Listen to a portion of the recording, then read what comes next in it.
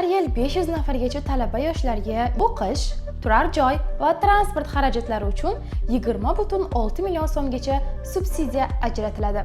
Ya'ni har oy mobaynida 2 million 60 ming so'mni tashkil etadi. Transport xarajatlari uchun har bir talabaga kilometriga 8240 so'm miqdorida, yashash xarajatlari uchun esa 1 million 236 ming so'm miqdorida subsidiya ajratiladi. Buning uchun siz mygo.uz saytidan ro'yxatdan o'tib, yoshlar bo'limiga kiring.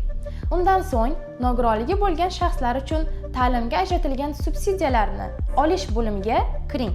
Mazkur bo'limda nogironligi bo'lgan shaxslar uchun ta'lim xarajatlariga subsidiya to'lash bo'yicha ariza bo'limiga kiring va arizani to'ldiring.